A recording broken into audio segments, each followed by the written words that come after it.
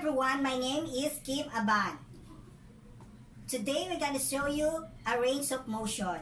A range of motion is a movement of the joint to extend the possible without causing the pain. The range of motion we have a purposes. First, promote in joint and mobility. Second, prevent construction of shortening of the muscle and tendons.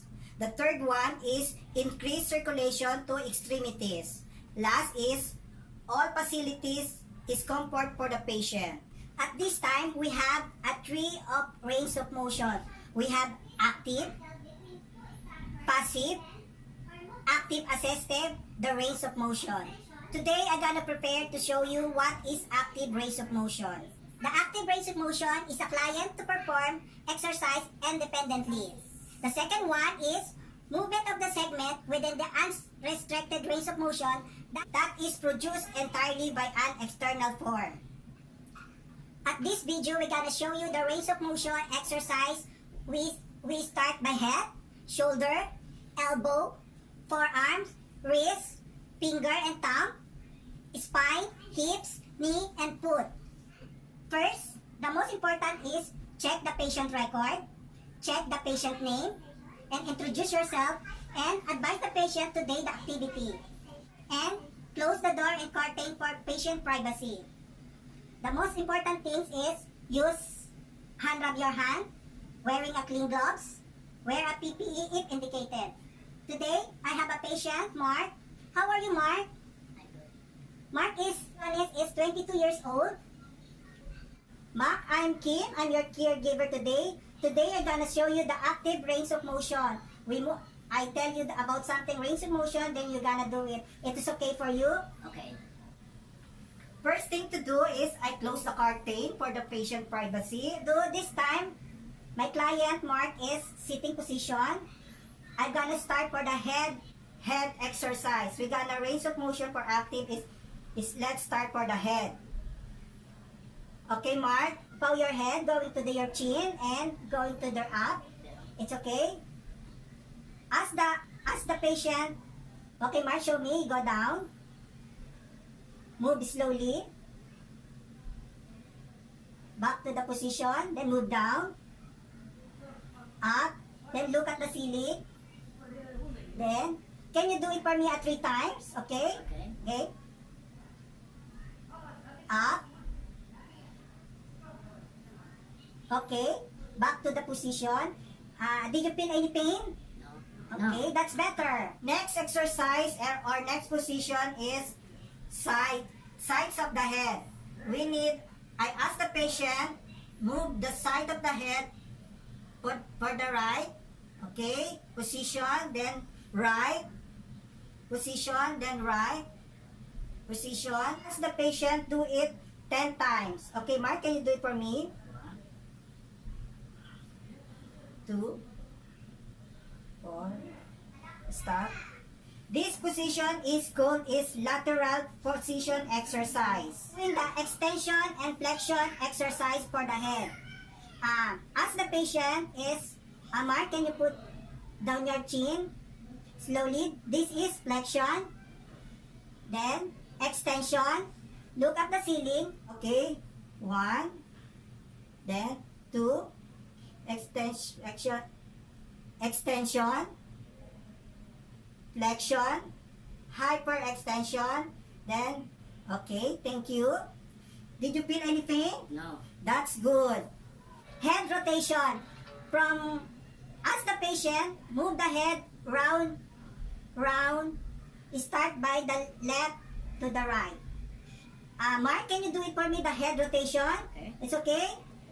1, 2, 3, then stop, then backward, again, reverse, 3, 4, stop.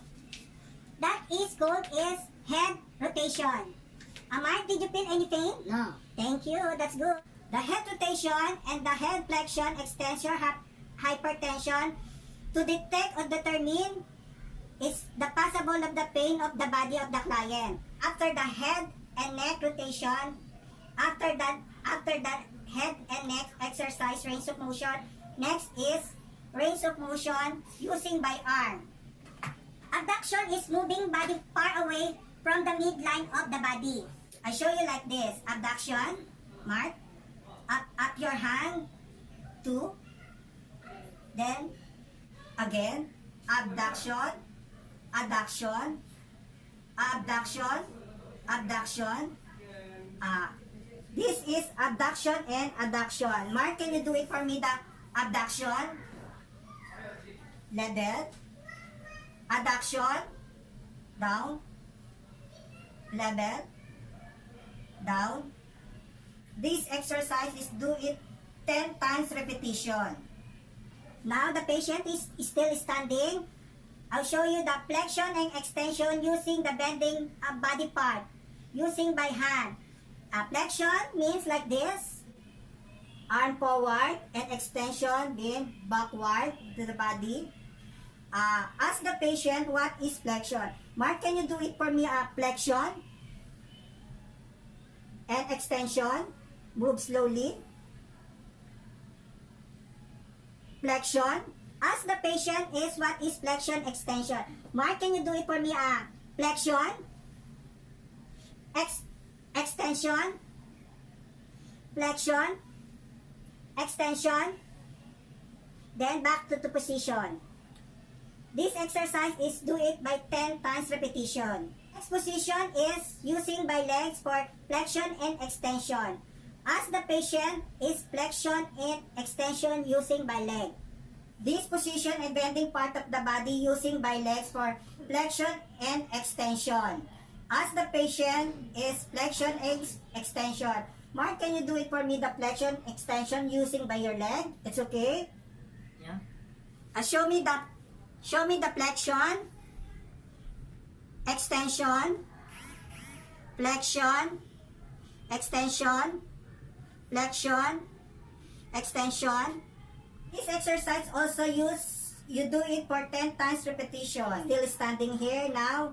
Hand extension and flexion.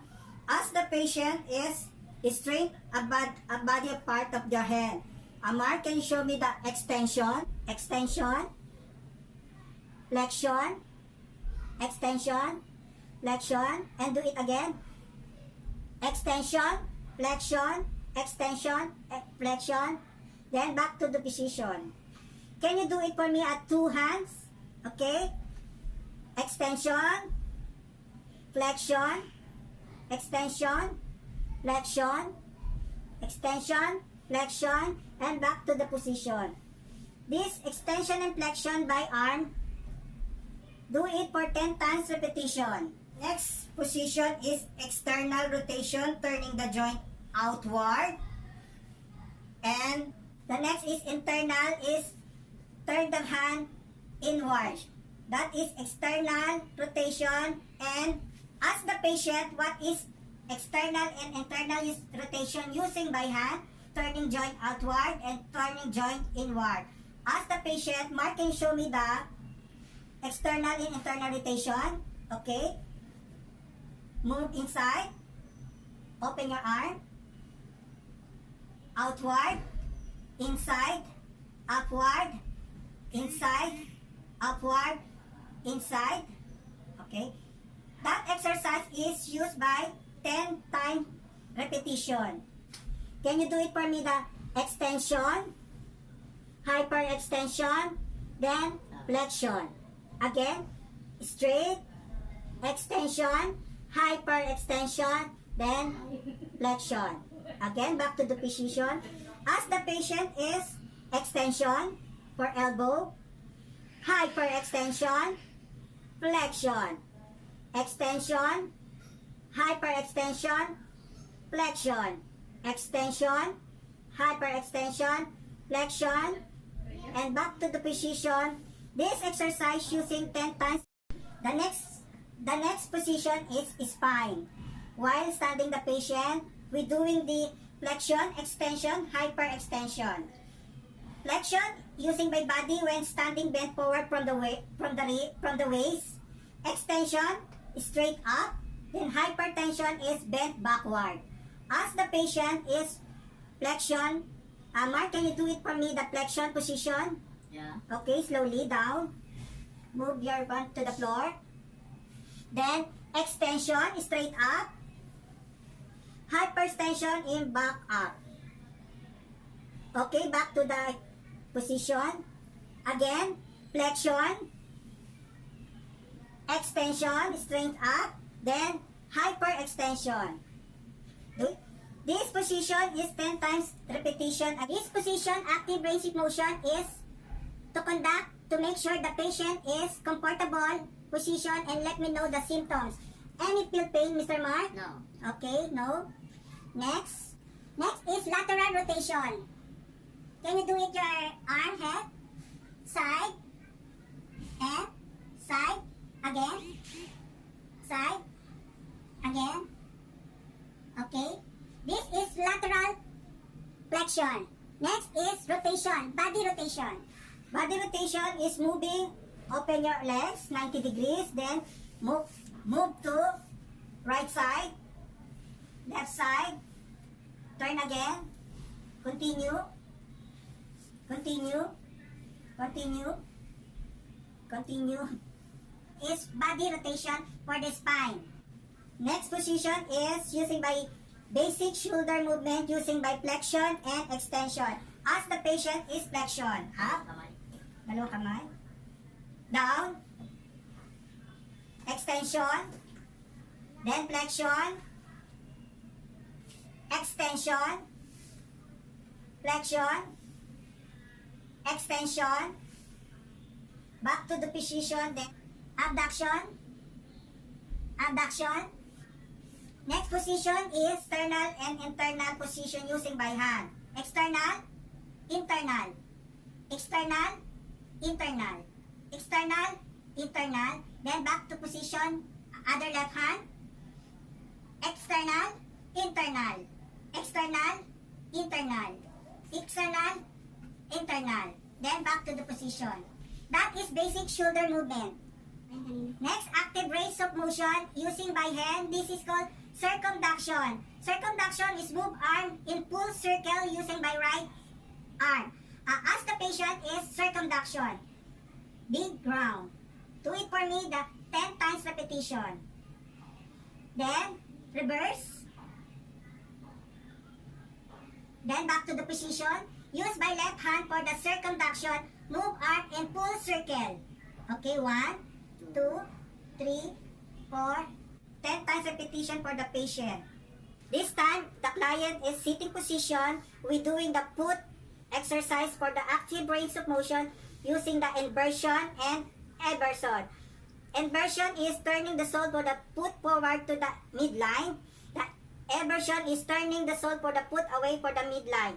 Now, as the patient is inversion, turning the foot toward in midline. Okay? Everson, up, inversion, eversion, and ask the patient the inversion. Okay? Do it for me. Inversion, everson,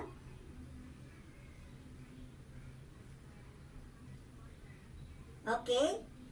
This exercise is 10 times repetition. Tutok mo siya. The next active range of motion using by hand, using the flexion, hyperextension, abduction, and adduction. Also, we do a thumb opposition using by thumb opposition like this, and finger circumduction. Okay? The patient is sitting down now, using by hand exercise by active range of motion, hand extension. Mark, can you do it for me, hand extension? Then hand hyper extension, extension, hand hyper extension, extension, and hand hyper extension. Then back to the position. Now is hand abduction and adduction. Abduction, abduction, abduction, abduction, abduction, abduction. This exercise, active range of motion by hand, is 10 times repetition. Then now using is thumb opposition. Okay? As the patient is ask the patient is thumb or position by using by hand muscles.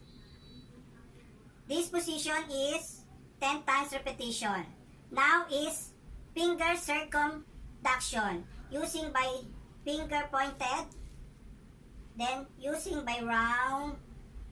Big round. Then rotate. Rotate.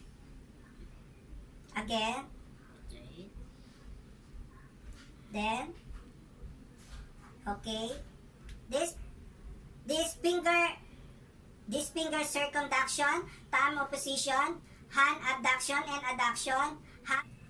And now done our active range of motion. Now the active range of motion of the patient perform independently exercise is done. Now after the exercise is back to the patient position in the lying position in the bed. Then ask the patient and do it the comfortable position. Then done. Then remove the gloves and use by hand rub for sanitize. That's all and thank you.